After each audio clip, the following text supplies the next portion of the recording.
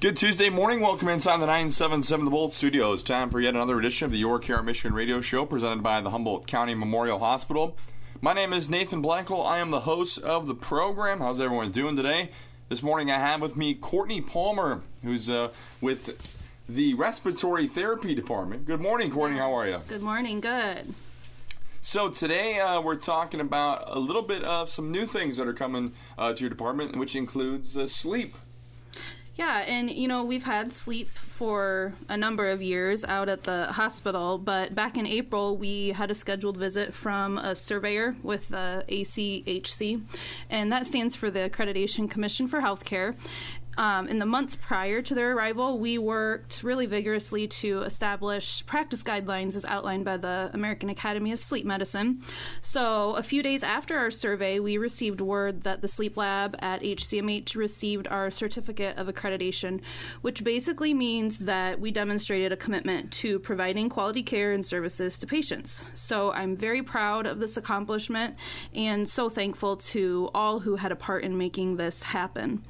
So to schedule a sleep study at HCMH, please make an appointment with your physician, as we do need to have a physician's order for you to do a sleep study at our facility, or you can give us a call at 332-4200 and ask us any questions that you may have.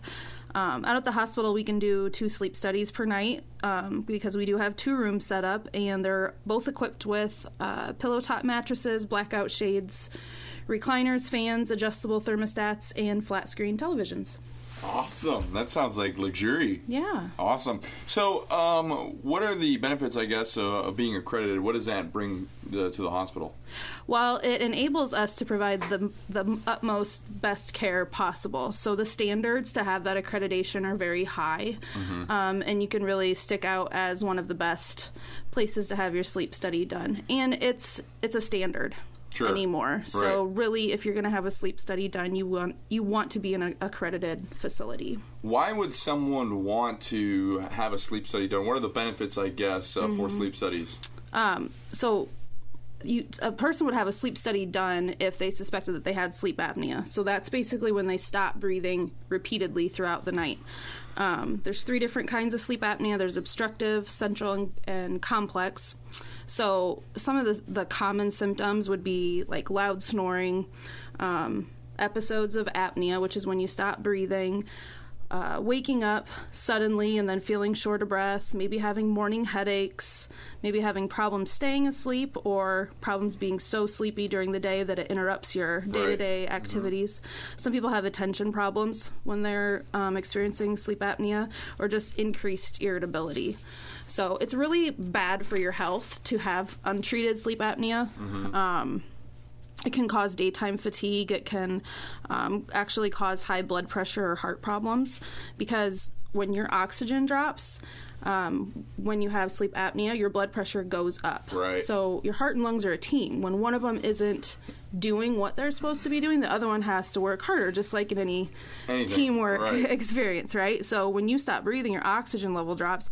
And then your body says, hey, something's wrong here, so it releases epinephrine or adrenaline. So throughout the night, your heart is releasing adrenaline, and it can lead to high blood pressure. So basically, your heart's not resting when you're resting. So you can also develop problems with type 2 diabetes and be diagnosed with liver problems. So if you or someone that you know is suspecting they have sleep apnea, definitely talk to your doctor about it and see if they think it would warrant a visit to the sleep center, or just maybe a screening device to take home. What are what's the easiest way to treat sleep apnea? Is it, because I think people use CPAP machines. Is that what you guys would give to someone who has that? And what is that function? Yeah, generally, you have to go through a sleep study. They have to witness a certain number of apneas, take all kinds of vital signs and measurements and waveforms and all that good stuff. And then, yes, a lot of people would be treated with a CPAP. Some people can actually be treated with an oral device through their dentist. So there's different options. You don't necessarily always have to end up with a CPAP, but it's a good thing to rule out.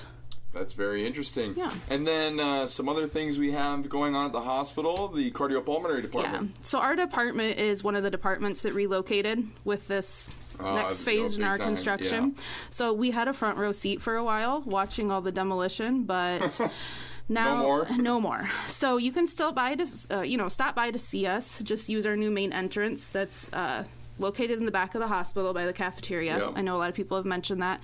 And then just take a walk down the little corridor and you'll spot our gym in our new, we're calling it our new temporary home, our rental space, Your if rental you will. home. Yep. Yes, because we'll be upstairs once the construction is done. But we're right across the hall from the pharmacy and right down the hall from long-term care. So, it is fun to be right in the middle of the hospital and see all the activities of, people coming and going. But because of patient privacy, you may see that our door is closed at times throughout the day. So we just want people, please knock. Don't just pass on by. We are there Monday through Friday, 7 to 5. Sure. But we might have that door closed just to, provide privacy for our patients, and so we don't have to be hollering over all the noise outside. Absolutely. And then also coming up, the Stop the Bleed as well as the Dump and Dash was already had. Well, and the Stop the Bleed's coming up on June 28th and July 19th.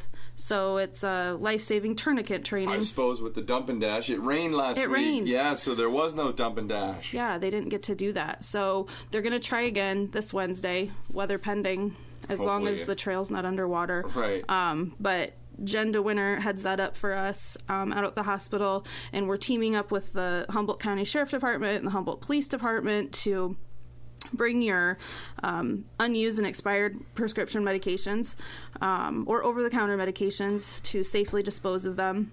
And if we're not able to have that, there'll be updates on the Bolt and on our Facebook page. Yep. So if you have stuff that you really need to get out of the way, because the kids are around this summer and, you don't want that stuff in their line of sight and within their little hands. So if you want to get rid of them, that box is set up at the pharmacy too, right across from our hospital all the time. 8 to 4. We talked to Larry about that last week. So yeah. So if you can't make it in this weather, I just check it's changing every 10 minutes. It is. It's rare. So I don't know. I don't know what's going to happen Wednesday, but you're always welcome to come out.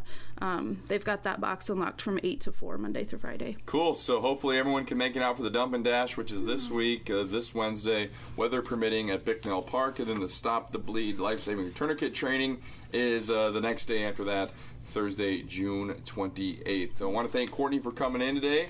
Awesome job as always, Courtney. Thank you. Good to see you. Yeah, good seeing you too. That's another edition of the Your Care Mission Radio Show. Listen back online, 977thebolt.com. Have a great Tuesday. Stop the Bleed free 2-hour life-saving tourniquet training class is on Thursday, June 28th and July 19th from 6:30 to 8:30 p.m. in the Humboldt County Memorial Hospital conference room. Accidents happen, and you should be prepared to know how to stop the bleeding after an injury. Ensure your safety and become trained, equipped, and empowered to help in a bleeding emergency before professionals arrive. Sign up today by calling 515-890-2400. That's 515-890-2400. Class size is limited and large groups are welcome, so call to sign up today. 515-890-2400. That's 515-890-2400. Humboldt County Memorial Hospital. Your care, our mission.